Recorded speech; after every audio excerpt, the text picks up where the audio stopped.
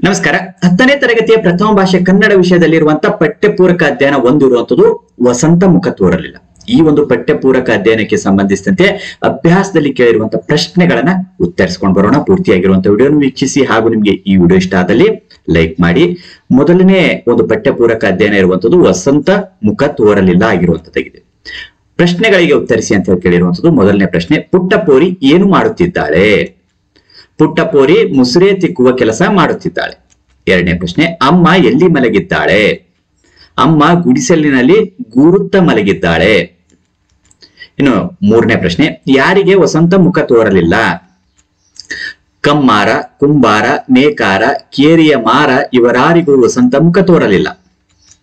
ನಾಲ್ಕನೇ ಪ್ರಶ್ನೆ, ಪುಟ್ಟಿಯ ಪ್ರಶ್ನೆಗಳೇನು? ಗುಡಿಸಲೊಳಗೆ ಬರಲು ವಸಂತ ಹೆದರಿದನೆ, ಹರಿದ ಚಿಂದಿ ಬಟ್ಟೆಗಳ ಕಂಡು ಅವನು ಮರುಗಿದನೆ ಎನ್ನುವುದು ಪುಟ್ಟಿಯ ಪ್ರಶ್ನೆಗಳು. ಇನ್ನು ಐದನೇ ಪ್ರಶ್ನೆ, ಈ ಕವನದಲ್ಲಿ ಪ್ರಕೃತಿಯ ಸಂಭ್ರಮ ಹೇಗೆ ವ್ಯಕ್ತವಾಗಿದೆ? ಹಸಿರು ತುಂಬಿ ನಿಂತ ಮಾವಿನ ಮರಗಳು, ಸಂಭ್ರಮದಿಂದ ರೆಕ್ಕೆ ಬಿಚ್ಚಿ ಹಾರುತ್ತಿರುವ ಹಕ್ಕಿಗಳು, ಮನದುಂಬಿ ಹಾಡುವ ಕೋಗಿಲೆಗಳು, ಕಡಲುಕ್ಕಿ ಹರಿಯುವಂತೆ ಸಂಭ್ರಮ ಭೂಮಿಯ ಮೇಲೆ ಇವೆಲ್ಲವೂ ಪ್ರಕೃತಿಯಲ್ಲಿ ಕಂಡು ಬಂದು ವಸಂತನ ಆಗಮನವಾಗಿದೆ ಎಂದು ವ್ಯಕ್ತಪಡಿಸುತ್ತಿದೆ ಎಂದು ಕವಿತ್ರಿ ಪ್ರಕೃತಿಯ ಸಂಭ್ರಮವನ್ನು ಬಣ್ಣಿಸಿದ್ದಾರೆ. ಈ ರೀತಿಯಾಗಿ ಈ ಒಂದು ಪಠ್ಯಪೂರಕ ಅಧ್ಯಯನಕ್ಕೆ ಸಂಬಂಧಿಸಿದಂತೆ ಅಭ್ಯಾಸದಲ್ಲಿರುವಂತಹ ಪ್ರಶ್ನೆಗಳನ್ನ ಉತ್ತರಿಸಿಕೊಂಡು ಬಂದಿರುವಂತದ್ದಾಗಿದೆ.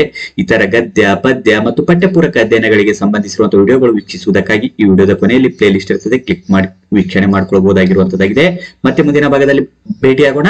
ಧನ್ಯವಾದಗಳು.